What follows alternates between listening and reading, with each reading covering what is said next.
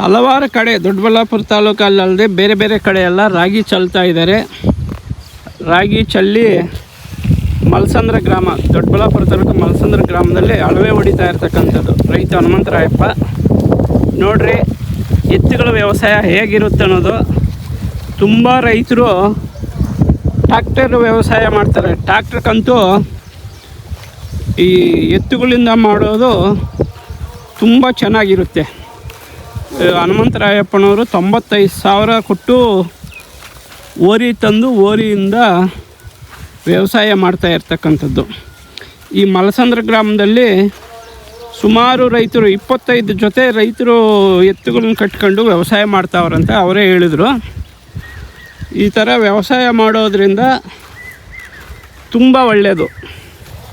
Tractor ವ್ಯವಸಾಯ ಅರ್ಜೆಂಟಾಗಿ ಹೋಗ್ಬಿಡ್ತೈತೆ, ಅರ್ಜೆಂಟಾಗಿ ಮಾಡಿಬಿಡ್ತಾರೆ.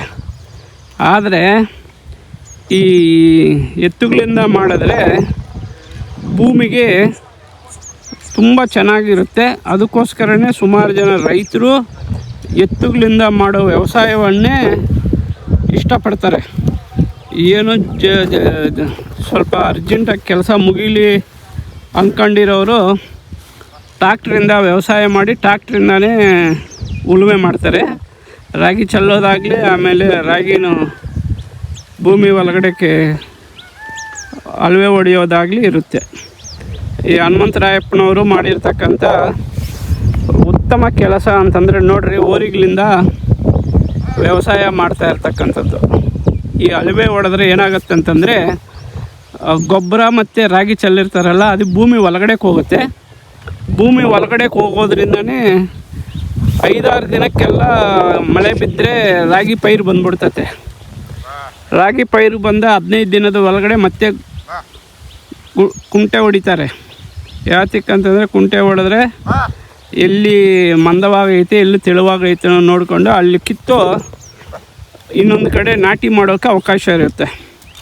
ಅದಕ್ಕೋಸ್ಕರನೇ ರೈತ ಹನುಮಂತರಾಯಪ್ಪನವರು ಉತ್ತಮವಾದ ವ್ಯವಸಾಯವನ್ನು ಆಯ್ಕೆ ಮಾಡ್ಕೊಂಡಿರ್ತಾರೆ. ಈ ವಿಡಿಯೋ ನಿಮಗೇನಾನ ಇಷ್ಟ ಆದರೆ ಲೈಕ್ ಮಾಡಿ, ಶೇರ್ ಮಾಡಿ, ಸಬ್ಸ್ಕ್ರೈಬ್ ಮಾಡ್ಕೊಳ್ಳಿ ನಮ್ಮ ಚಾನಲು. ಮತ್ತು ಲೈಕ್ ಮಾಡಿದಾಗ ಹೈಪ್ ಅಂತ ಪಾಯಿಂಟ್ ಕೊಡ್ರಿ, ಮರೀದಂಗೆ ಹೈಪ್ ಪಾಯಿಂಟ್ ಕೊಟ್ಟರೆ ನಮ್ಮ ಚಾನಲ್ಗೆ ತುಂಬ ಶಕ್ತಿ ಕೊಟ್ಟಂಗೆ ಅಂತ ನಾನು ನಿಮಗೆ ಮನವಿ ಮಾಡ್ತಾಯಿದ್ದೀನಿ. ಮಲಸಂದ್ರ ಹನುಮಂತರಾಯಪ್ಪ 1 ಎಕರೆ ಜಮೀನು ಐತೆ. ಎತ್ತಿನಾಳಿಗೆ ಬೇಸಾಯ ಮಾಡ್ತಾಯಿದ್ದೀವಿ. ಅರ್ಧ ಮಳೆ ಬಿದ್ದೈತೆ, ರಾಗಿ ಚೆಲ್ಲಿದ್ದೀವಿ, ಅಲವೆ ಹೊಡಿತಾ ಇದ್ದೀವಿ. ರಾಗಿ ಹೆಂಗೆ ಚೆಲ್ಲಿದ್ರಿ? ಕೈಯೊಳಗೆ.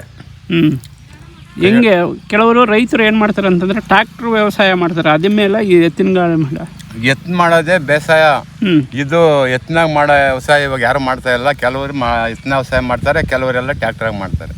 ನಿಮ್ಮೂರಲ್ಲಿ ಎತ್ತು ಎಷ್ಟು ಜೊತೆ ಐತೆ? ಎತ್ತು ಅವೇ ಒಂದು 25 ಜೊತೆ ಇರ್ತವೆ. ಹಾಂ, ಒಳ್ಳೆ ವ್ಯವಸಾಯದಾರರು ಹಂಗಿದ್ರೆ ಊರು. ಅವೇ ಹಾಂ. ಹೆಂಗೆ ನೀವು ಈಗ ರಾಗಿ ಚೆಲ್ಲಿದಿರಲ್ಲ, ಲೇಟ್ ಆಯ್ತಲ್ಲ? ಲೇಟ್ ಆಯಿತು, ಆತೈತೋ ಓದೈತೋ ದನಗಳಷ್ಟು ಮೇವನ ಆಗಲಿ ಅಂತ ಚೆಲ್ಲಿದ್ದೀವಿ. ಅದೇ ರಾಗಿ ಲೇಟ್ ಆಗೈತೆ. ಮಳೆ ಬಿದ್ದರೆ ಏನಾನ ಆಗ್ಬೋದು, ಇಲ್ಲಾಂದರೆ ಕೊರ್ಪ ಮೇವಾತೈತೆ ದನಗಳಿಗೆ ಅಂತ ಚೆಲ್ಲಿದ್ದೀವಿ. ಈ ಗುಂಟೆ ಹೊಡಿತೀರಲ್ಲ, ಹೆಂಗದು? ಈಗ ಹೊಡಿತೀನಿ. ಇವಾಗ ಹಾಂ, ಊಟ ತಿಂದು ಹೊಡಿತೀನಿ. ಹಾಂ. ಅಲ್ಲ, ಟ್ರ್ಯಾಕ್ಟ್ರ್ ವ್ಯವಸಾಯ ಉತ್ತಮನಾ? ಅಣ್ಣ, ಟ್ರ್ಯಾಕ್ಟ್ರ್ ಬೇಸಾಯ ತಕ್ಷಣಕ್ಕಾತೈತೆ. ಹಾಂ. ಇದು ಲೇಟು. ಹಾಂ. ಇದು ಬೆಳಗ್ಗೆಯಿಂದ ಹೊಡಿತಾ ಇದ್ದೀನಿ, ಲೇಟ್ ಆಗ್ತೈತೆ. ಇನ್ನೂ 1 ಅವರ್ ಆಗ್ತೈತೆ. ಇದು ಟ್ರ್ಯಾಕ್ಟ್ರದ್ದು ಅಂದರೆ ಒಂದು 6-7 ಸುತ್ತು ಬರ್ತಾನೆ, ದಿನ್ನೆ ದಿಬ್ಬ ಇರ್ತದೆ, ಹೋಗಲ್ಲ. ನೋಡಿ, ಅದ್ರಾಗ ರಾಗಿ ಒಳಸಿಲ್ಲವ್ರೆ ದಿಬ್ಬ ನೋಡಿ. ಇದು ನೈಸ್ ಆಗೈತೆ, ಅದು ನೈಸ್ ಇರಲ್ಲ ಅಷ್ಟೇ. ತೇಡ ಎತ್ತಿನ ವ್ಯವಸಾಯ ಮುಂದೆ ಅದು ಬರಲ್ಲ. ನಿಮ್ಮದು ಇದು ಸ್ವಂತ ವ್ಯವಸಾಯನ ಕೂಲಿಗೆ ಬಂದಿದ್ದೀರಾ? ಇಲ್ಲ, ಸ್ವಂತನೇ. ಕೂಲಿ ಆದರೆ ಎಷ್ಟು ಕೊಡಬೇಕಾಗತ್ತೆ? ಕೂಲಿ ಇವಾಗ ಮೊದಲು 1800 1700 ಕೊಡೋರು. ಈ ಸತಿ 2000 ಮಾಡವ್ರೆ. ಮಳೆ ಇಲ್ಲ, ಏನೂ ಇಲ್ಲ. ಅದೇ ಅಲ್ಲಟ್ಟೆ ಟ್ರ್ಯಾಕ್ಟ್ರ್ ಮಾಡಿಸ್ತಾರೆ. 1 ಎಕರೆಗೆ 2000 ಮಾಡವ್ರಾ? ಬೆಳಗ್ಗೆ 8 ಗಂಟೆಗೆ ಹೋಗ್ತಾರೆ ಹೊಲಕ್ಕೆ. 1:15ಗೆ ಬಿಚ್ಚಿಬಿಡ್ತಾರೆ ದನ. 2000 ಎಷ್ಟು ಹಣ್ಣಾಗಲಿ? 1 ಎಕರೆ ಹಣ್ಣು ಆಗ್ಬೋದು, 2 ಎಕರೆ ಹಣ್ಣು ಆಗ್ಬೋದು, ಅಂಥವ್ರಿಗೂ ಹೊಡಿತಾರೆ. ಅಲ್ಲಿಂದ ದಾಸಿಗೆ ಬಿಟ್ಬಿಡ್ತಾರೆ ಅಷ್ಟೇ. ಅಲ್ಲಿಂದ ದಾಸಿಗೆ ದನ ಮೇಯ್ಬೇಕಲ್ಲ, ಬಿಟ್ಬಿಡ್ತಾರೆ. ಎಷ್ಟು ಲಕ್ಷ ಕೊಟ್ಟು ತಂದಿದ್ರಿ ಈ ದನ? ಇವಾಗ ನನಗೆ 95,000 ಆಗ್ಯಾವ. ಎಲ್ಲಿ ತಂದ್ರಿ? ಕೆವೇನಹಳ್ಳಿ ಜಾತ್ರೆ. ಎಲ್ಲದು? ಕೊರಟಗೆರೆ ಹತ್ರ ಜಾತ್ರೆ. ಆ ಜಾತ್ರೆ ಅಳವೆ ಹೊಡಿತಾವ್ರೆ. ಅಳವೆ ಹೊಡಿತಾ ಇರ್ತಕ್ಕಂಥ ಹನುಮಂತರಾಯಪ್ಪ ಅವರು ಅನುಭವವನ್ನು ಕೇಳೋಣ ಅಂತ ಬಂದಿದ್ದೀವಿ. ಹನುಮಂತರಾಯಪ್ಪನವರು 1 ಎಕರೆಯಲ್ಲಿ ರಾಗಿ ಚೆಲ್ಲಿದ್ದಾರೆ, ಅಳವೆ ಹೊಡಿತಾವ್ರೆ. ಮತ್ತು ರೈತ ಮಹಿಳೆ ಅಲ್ಲೆಲ್ಲ ಕಸ ಕಡ್ಡಿ ಏನೇನು ಬಿದ್ದಿರ್ತದಲ್ಲ ಭೂಮಿ ಮೇಲೆ ಅವೆಲ್ಲ ತೆಗಿತಾ ಇದ್ದಾರೆ.